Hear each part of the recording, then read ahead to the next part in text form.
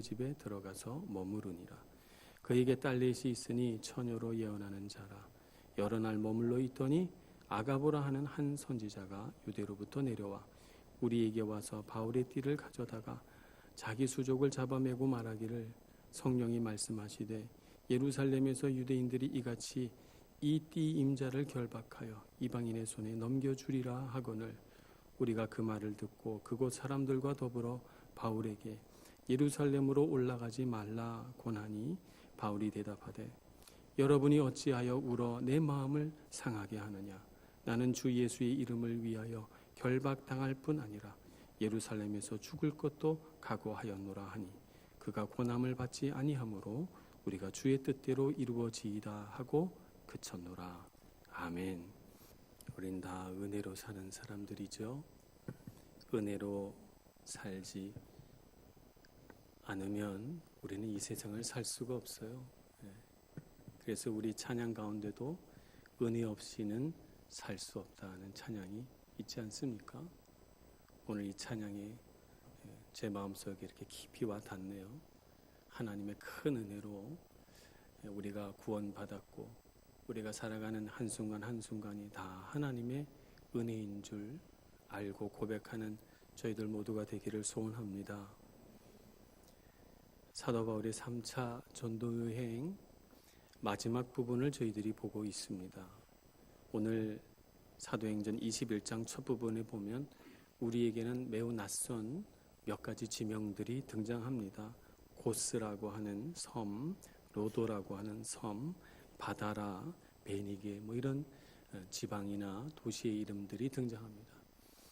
마치 배가 해안가를 이렇게 바라보면서 먼 바다로 나가면 혹시 또 파도가 높이 일어서 항해하기가 어려울까 생각이 들어서 해안을 바라보면서 연안 선박들이 이렇게 항해하는 그런 과정을 거쳐서 이 섬에서 저 섬으로 또 이 해안에서 저 해안으로 이렇게 여행을 가는 것입니다.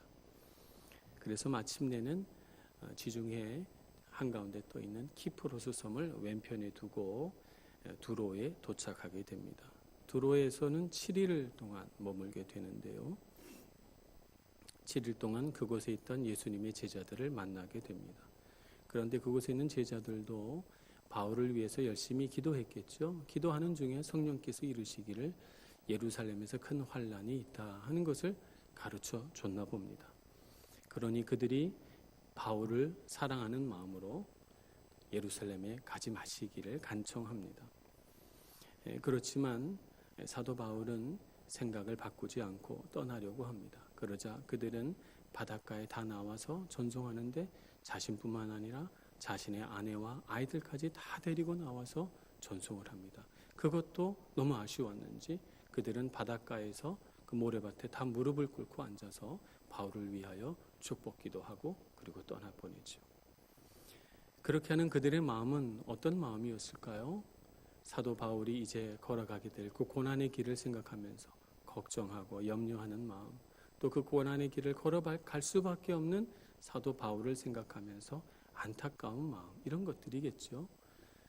그 모든 것은 다 사랑에서 나오는 것입니다. 이렇게 두로에서 제자들의 전송을 받고 그는 다시 배를 타고 그 아래 지방에 있는 한 해안 도시로 도착하게 되는데 그곳 이름이 가이사랴입니다. 가이사랴는 그 유명한 전도자 빌립이 있는 도시입니다. 여러분 기억하실지 모르지만 사도행전 초반에 에티오피아 내시를 만나서 복음을 전했던 7집사 중에 한 사람인 빌립을 기억하십니까? 그 빌립이 그 에티오피아 내시에게 복음을 전한 후에 성령의 이끌리심을 받아 가이사랴로 올라갔다는 기록이 있는데 바로 그곳에서 그가 지금까지 복음을 전하고 있었던 것입니다. 이 전도자 빌립의 집에 머물러 있을 때 한 선지자가 방문하게 됩니다. 그 사람의 이름은 아가보라고 하는 사람입니다. 이 사람은 사도행전 11장에서 천하에 큰 흉년이 들 것이라고 예언한 바가 있습니다. 그러자 곧 클라우디오 황제 때 정말 흉년이 들어서 오랫동안 그 흉년으로 인한 고통을 받게 됩니다. 사도 바울이 3차 전도 여행 때 여러 지역의 교회로부터 헌금을 모아 예루살렘으로 가려고 하는 목적이 무엇입니까? 이 흉년으로 기근으로 인해서 많은 사람들이 예루살렘에 있는 성도들이 고통받고 있으니까 그들을 도우려고 하는 것입니다. 자, 이런 예언을 했던 아가보가 다시 사도 바울에게 왔습니다. 그는 자신의 예언을 행위로 보여줍니다. 바울의 띠를 가져다가 자신의 발을 묶고 또 손을 묶고 그러면서 이 띠 임자를 결박하여 유대인들이 이방인의 손에 이 사람을 넘겨주리라 라고 하는 예언을 합니다. 아가보의 예언이 이미 분명하게 한번 맞은 것을 경험한 제자들은 이 말이 정말일 것이라고 생각하지요. 그래서 오늘 12절에 보면 우리가 그 말을 듣고 너무 마음이 아프고 속상해서 그 주위에 있던 빌립과 많은 다른 제자들과 함께 예루살렘에 올라가지 말 것을 간청을 합니다.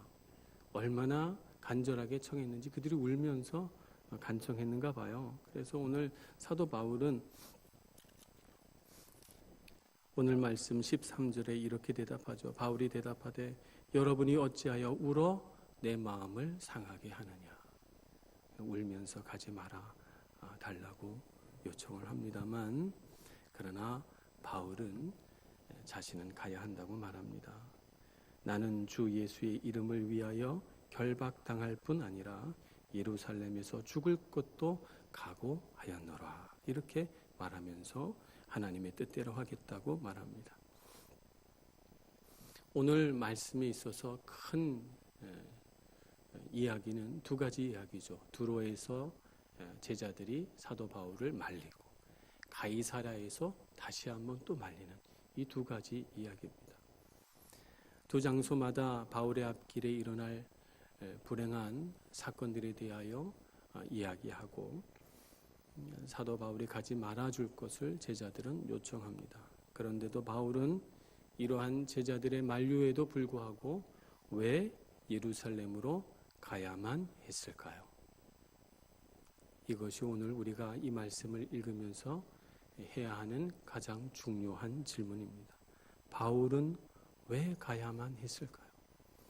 이 질문은 우리가 예수님에게 동일하게 할 수 있습니다. 왜 예수님은 십자가를 져야만 했을까요?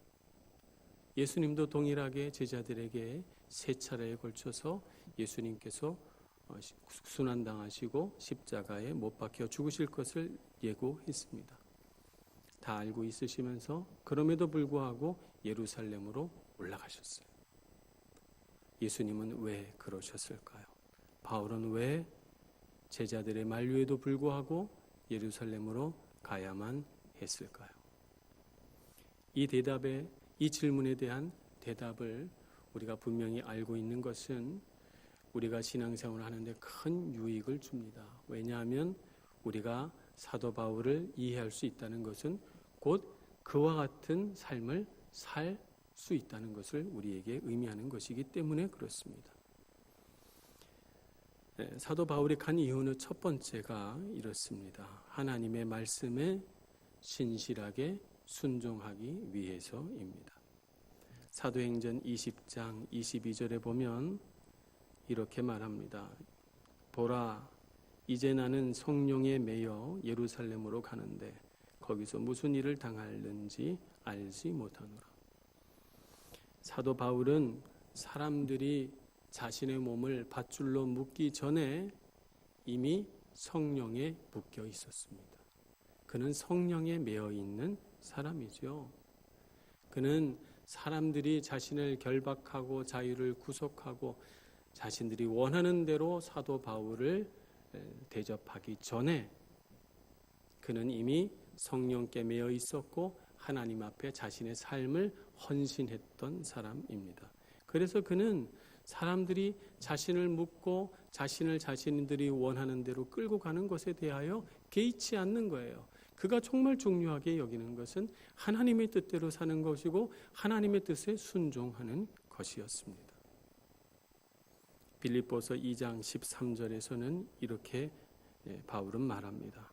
너희 안에 행하시는 이는 하나님이시니 자기의 기쁘신 뜻을 위하여 너희에게 소원을 두고 행하게 하시나니. 우리 안에서 우리에게 능력을 행하시는 분은 하나님이셔서 하나님이 우리 각자마다 하나님이 기뻐하시는 뜻을 다 두고 계시다가 우리 안에서 하나님의 소원을 이루어내시도록 행하신다는 뜻입니다. 우리는 잘 모르지만 하나님은 우리 각자마다 하나님의 뜻이 있으시고 계획이 있으셔서 그것을 이루고자 하는 소원을 품고 계시고 그래서 꼭 그 소원이 이루어지도록 우리를 이끌고 가신다는 것입니다. 그러므로 우리가 인생을 살아갈 때 정말 중요한 것은 이러한 하나님의 뜻을 알고 계획을 알고 그것에 순종하는 마음을 가지는 것이 우리 믿는 사람들이 해야 할 가장 아름다운 헌신인 것입니다. 내 고집대로 살고 내 생각대로 살려고 하면 그렇게 사라지지 않아요. 내 마음대로 사라지지 않습니다.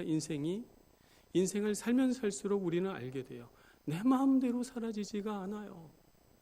왜냐하면 나보다 더 능력 있는 죄의 권세가 나를 묶고 내 마음대로 살지 못하게 하고 세상 사람들은 내가 원하는 대로 살게 나를 가만 내버려 두지를 않아요. 그래서 아무리 내 마음대로 살고자 해도 인생은 내 뜻대로 사라지지가 않습니다. 그래서 우리 인생은 내 마음대로 살려고 하면 할수록 내 뜻대로 되지 않고 자꾸 속상한 일만 생기고 인생의 행복은 자꾸 멀어지는 것 같아요. 그러나 오늘 빌립보서 2장 13절에 사도 바울이 고백한 것처럼 너희 안에 행하시는 이는 하나님이시니 자기의 기쁘신 뜻을 위하여 너희에게 소원을 두고 행하게 하시나니 하는 이 말씀을 우리 마음으로 받아들이고 나에게 두신 하나님의 뜻이 그대로 이루어지기를 원합니다. 내 뜻대로 하지 마시고 하나님 뜻대로 이루어 주옵소서. 이런 순종의 마음으로 하나님의 뜻에 내 자신을 굴복시키는 사람은 죄의 권세에도 묶이지 않고 세상 사람들이 우리를 마음대로 할 수도 없을 뿐만 아니라 하나님께서 이루어내시는 놀라운 일들로 말미암아 늘 행복하고 기쁨이 넘치게 되는 것입니다. 그래서 사도 바울이 불행한 인생을 살러 가는 것 같지만 그러나 사도 바울의 마음은 하나님께서 원하시는 일들을 하며 살기 때문에 우리가 상상할 수 없는 기쁨과 감사함이 그의 마음속에 넘치는 것입니다.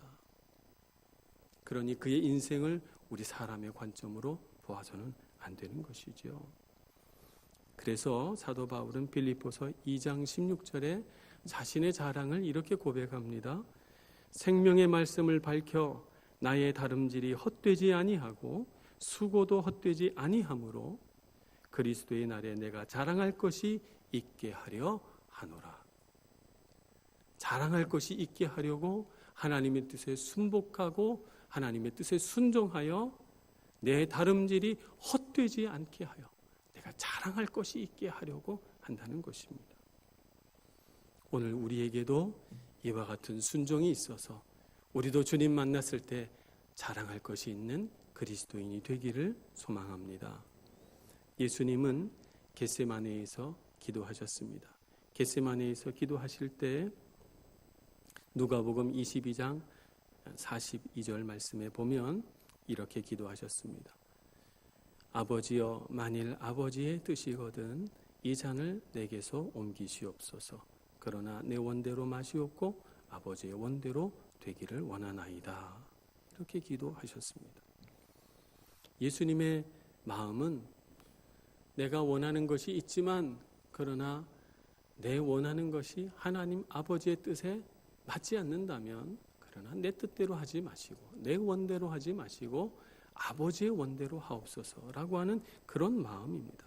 이것은 철저하게 하나님의 뜻에 순종하여 하나님이 가라 하시면 가고 서라 하시면 서는 그런 순종의 마음이지요. 오늘 우리에게 이런 마음이 있어야 할 줄로 믿습니다. 사도 바울은 그런 마음에서 성령에 매여 예루살렘으로 가라 하니 가고 있는 것입니다. 그는 그렇게 하나님께서 명령하신 대로 따라가며 마음속에 자랑이 넘치고 능력이 있고 기쁨이 넘쳐 있는 것입니다. 그래서 사도 바울은 이 예수님의 마음을 그대로 본받아 살면서 빌립보서 2장 5절에 너희 안에 이 마음을 품으라 곧 그리스도 예수의 마음이니라고 했습니다. 예수님이 하나님 앞에 순종하셨듯이 사도 바울도 예수님의 마음을 닮아 예수님처럼 하나님께 순종하고 그리고 그 마음을 우리도 닮으라고 우리에게 말씀하고 있는 것입니다. 그러므로 우리도 이 마음을 품어야 되겠습니다. 예수님의 마음을 품고 우리도 주님께 순종하며 내 뜻대로 하지 마시고 아버지의 뜻대로 하옵소서 이렇게 기도할 수 있는 순종의 마음을 품은 저와 여러분 되기를 소원합니다. 두 번째, 사도 바울이 이렇게 예루살렘으로 올라가는 까닭은 힘든 상황 속에서도 그가 믿음을 가졌기 때문에 그렇습니다. 그래서 그는 힘든 상황을 피하지 않습니다. 바울은 누구보다도 자신이 매우 힘든 상황 속으로 가고 있다는 것을 알고 있었어요. 그는 중간에 얼마든지 피하려면 피할 수 있었습니다. 예루살렘으로 가지 않아도 됐고 여러 차례 말리는 제자들의 그 권유와 요청에 따라서 못 이기는 척하고 그러면 가지 말아야겠죠 하고 발걸음 돌이키면 됩니다. 그가 와줬으면 하는 교회는 아시아와 유럽에 얼마나 많은 교회들이 있는지 몰라요? 로마에서도 오기를 원해요. 그러나 그는 그렇게 하지 않았습니다. 사도행전 20장 24절에서는 이렇게 말합니다. 내가 달려갈 길과 주 예수께 받은 사명 곧 하나님의 은혜의 복음을 증언하는 일을 마치려 하면은 나의 생명조차 조금도 귀한 것으로 여기지 아니하노라.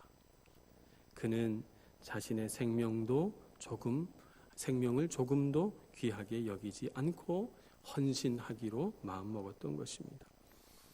그가 그렇게 할 수 있었던 까닭은 그를 너무너무 사랑하셔서 그를 죄 가운데서 구원하신 하나님 아버지의 사랑을 알고 그 사랑으로 그를 불러주신 부활하신 예수 그리스도의 부르심을 그가 알기 때문에 그렇습니다.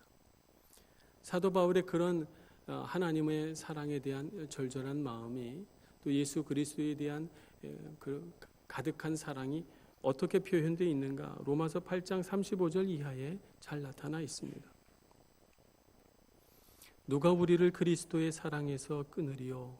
환난이나 공고나 박해나 기근이나 적신이나 위험이나 칼이라. 기록된 바 우리가 종일 주를 위하여 죽임을 당하게 되며 도살당할 양같이 여김을 받았나이다 함과 같으니라. 그러나 이 모든 일에 우리를 사랑하시는 이로 말미암아 우리가 넉넉히 이기느니라. 아멘. 아무리 환난이 오고 도살당할 양같이 여김을 받고 또 종일 주를 위하여 죽임을 당하게 되는 끔찍한 두려움과 고통이 있어도 환난이나 공고나 박해나 기근이나 적신이나 위험이나 칼이 그 앞에 있다 할지라도 그는 그 이 세상의 어느 것도 그를 두렵게 하는 어떤 위협도 그리스도의 사랑에서 그를 끊을 수 없다는 것을 알았습니다. 그는 예수 그리스도께서 그를 너무너무 사랑하셔서 그 모든 환난과 위험을 이기게 해 주실 줄로 믿었던 것입니다. 그는 예수님의 사랑만으로도 충분히 이 세상을 능히 살아갈 수 있다고 믿었습니다. 이것이 그의 믿음입니다. 오늘 우리도 이 세상을 바라볼 때 사도 바울만큼은 아니지만 참 많은 두려움과 환난을 맞닥뜨리게 됩니다. 이 믿음을 가지고 우리의 환난을 바라보는 것이 바로 우리가 회복해야 할 영적인 시력입니다.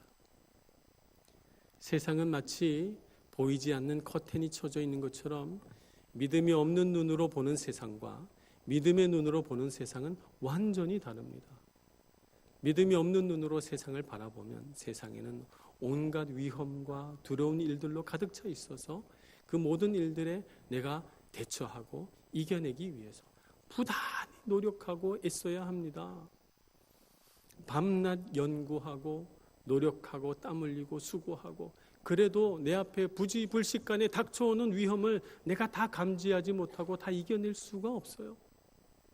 몸이 아픈가 하면 재정이 궁하게 되고, 재정이 어려운가 하면 또 사건 사고가 일어나고, 때로는 모든 것이 다 원만한가 하면 인간관계에 갈등이 일어나고, 그 모든 것들이 다 잘 되는가 하면 다시 몸에 질병이 오고, 이런 식으로 우리의 삶의 어려움과 환난들은 끊임없이 순환하며 우리가 예측하지 못한 어려움과 환난 속으로 우리를 몰고 갑니다. 그럴 때 우리 인생에 있는 이 모든 환난과 어려움을 꿰뚫어서 그 모든 것들을 이기게 하는 영적인 시력을 가져야 하는데, 그것이 바로 믿음입니다. 민수기 13장 33절에 보면 이 믿음의 시력을 회복하지 못한 이스라엘 백성들을 표현하고 있습니다. 가데스 바네아에서 가나안 땅에 정탐꾼을 보냈는데 그들 중에 10명이 돌아와서 말하기를 이렇게 말합니다. 민수기 13장 33절, 거기서 네피림 후손인 아낙 자손의 거인들을 보았나니 우리는 스스로 보기에도 메뚜기 같으니 그들이 보기에도 그와 같았을 것이라. 세상의 거대한 사람들을 보니까 그 앞에서 나는 메뚜기 같다. 우리가 세상을 살려고 하면 그렇습니다. 믿음 없이 세상을 살려고 하면 나보다 똑똑한 사람이 얼마나 많은지 몰라요. 나보다 잘 배운 사람이 얼마나 많은지 몰라요. 나보다 능력 있는 사람들이 얼마나 많은지 몰라요. 나보다 돈 많은 사람 정말 많고요. 나보다 잘난 사람들 세상에 가득 찼습니다. 그런 사람들 앞에서 믿음 없이 우리가 세상을 바라보면 메뚜기 같아요. 우리가 다 메뚜기 같죠. 이 세상을 어떻게 이길까? 그러니 어떡합니까? 하나님이 가라 했는데 가나안 땅을 바로 코앞에 두고 못 가겠습니다 하고 돌아서는 거죠. 믿음 없으니까.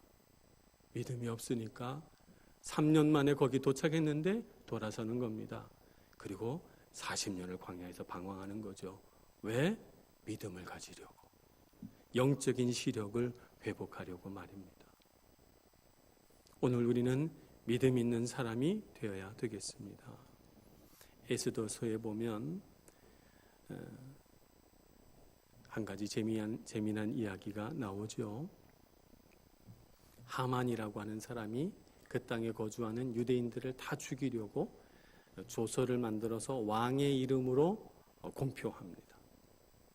그 조서 때문에 유대인들이 다 죽게 되자 모르드게는 자신의 조카인 에스더에게 가서 요청을 하죠. 에스더는 왕의 부인이 됐어요. 왕비가 돼 있습니다. 이 왕후가 되는 에스더에게 가서 오늘날 이 위험에 처한 우리를 구하시려고 너로 하여금 왕비가 되게 한 줄을 어찌 알겠느냐. 그것이 하나님의 뜻이 아니겠느냐. 그러니 너는 우리를 구원하라. 이렇게 말합니다. 왕을 요청해서 왕을 만나서 왕에게 이와 같이 내 민족이 죽게 되었으니 살려달라고 요청하라는 거예요. 그러나 당시 왕궁의 법은 왕비가 왕을 먼저 만나자고 요청하면 그건 죽음이에요. 그건 왕이 기분 나빴다 하면 그냥 그 자리에서 죽여도 되는 것이 그때 당시의 법이었어요. 왕이 왕비를 만나러 가는 거지 왕비가 왕도로 오라고 하는 것은 법에 어긋나는 일입니다. 그래서 에스더가 그 말을 듣고 3일 밤낮을 아무것도 먹지도 마시지도 않고 금식하며 기도하고 그리고 이렇게 말합니다. 죽으면 죽으리이다. 그리고 믿음으로 나아갑니다. 왕에게 잠깐 만나 주시기를 요청하고 그 왕의 발 앞에 엎드려서 내 민족이 죽게 되었으니 구원해 달라고 요청하여 왕이 기쁜 마음으로 왕비의 요청을 받아서 그 조서를 없애버립니다. 믿음의 능력이지요. 우리는 믿음으로 세상을 볼 줄 알아야 합니다. 믿음이 없는 사람은 안 되겠다고 생각합니다. 안 될 것만 보입니다. 그래서 하나님께서 할 수 있다고 말하고 가라고 말해도 못 가고 돌아섭니다. 그러나 우리는 그렇지 않습니다. 우리는 믿음을 가지고 살아갑니다. 사탄은 끊임없이 우리의 영적인 시력을 회복하지 못하게 하려고 잘못된 관점을 심고 우리의 믿음의 시력이 약화되도록 이런저런 근심 걱정을 우리 마음 안에 불어넣지만 그러나 우리는 굴하지 않습니다. 예수 그리스도로 인하여 우리는 날마다 영적인 시력을 회복합니다. 갈라디아서 2장 20절에는 이렇게 말합니다. 내가 그리스도와 함께 십자가에 못 박혔나니 그런즉 이제는 내가 사는 것이 아니요 오직 내 안에 그리스도께서 사시는 것이라. 이제 내가 육체 가운데 사는 것은 나를 사랑하사 나를 위하여 자기 자신을 버리신 하나님의 아들을 믿는 믿음 안에서 사는 것이라. 아멘. 이제는 우리가 사는 것이 아닙니다. 우리는 다 예수와 함께 십자가에서 죽었습니다. 믿음 없이 살던 우리, 소망 없이 살던 우리는 다 십자가에서 죽었습니다. 우리 안에 사시는 분은 누구십니까? 예수 그리스도 그분이십니다. 그러므로 우리는 우리를 사랑하여 우리를 위하여 자기 자신을 버리신 하나님의 아들 그분을 믿는 믿음으로 이 세상의 모든 환난과 어려움과 공포와 두려움을 이겨냅니다. 우리는 그 앞에서 머뭇거리거나 뒤로 돌아서지 않습니다. 사도 바울이 왜 예루살렘으로 올라갔는가? 그는 이 믿음이 있었기 때문에 그렇습니다. 주님께서 가라 하신 길이고 주님께서 반드시 나를 통하여 영광 받으실 줄로 믿었기 때문에 환난이나 어려움이 와도 그는 그리스도의 사랑에서 결코 끊어지지 않으리라는 확신을 가지고 믿음을 가지고 환난 가운데로 뚜벅뚜벅 걸어가는 것입니다. 오늘 우리에게는 사도 바울처럼 십자가지라고 주님께서 말씀하지는 않으세요. 우리는 감옥에 갇힐 일들도 없습니다. 그러나 믿음은 가지라고 말씀하십니다. 우리 저마다 우리가 넘어서야 할 환난, 어려움, 고통들이 있습니다. 그 앞에서 믿음을 가지고 일어서라고. 어려운 일이 있을 때 그 앞에서 주저하고 어떻게 하면 이 길을 쉽게 돌아갈까 궁리하지 말고 믿음을 가지고 뚫고 나아가라고 환난 가운데로 들어가라고 우리에게 말씀하고 있는 것입니다. 여러분 도망가지 마시기를 바랍니다. 피하지 마시기를 바랍니다. 믿음을 가지시기를 바랍니다.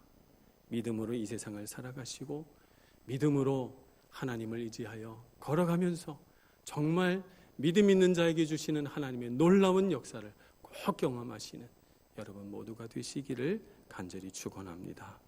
기도하겠습니다. 자비로우신 하나님, 참으로 우리가 믿음이 부족합니다. 그러나 예수 그리스도를 생각할 때마다 우리에게 사랑을 베푸시고 우리를 위하여 죽으신 예수님의 사랑이 여전히 우리 안에 있음을 압니다. 그러므로 두려워하지도 않고 주저하지도 않고 주님께서 가라 하시면 갈 수 있는 믿음의 소유자가 되겠습니다. 주님 저희들의 손을 꼭 잡아주시고 믿음의 눈을 크게 뜨고 영적인 시력을 회복하여 고난과 혼란 그 너머에 있는 하나님의 놀라운 은혜와 영광을 바라보며 고난을 뚫고 나아가는 저희들 다 되게 하여 주시옵소서. 예수님의 이름으로 기도합니다. 아멘.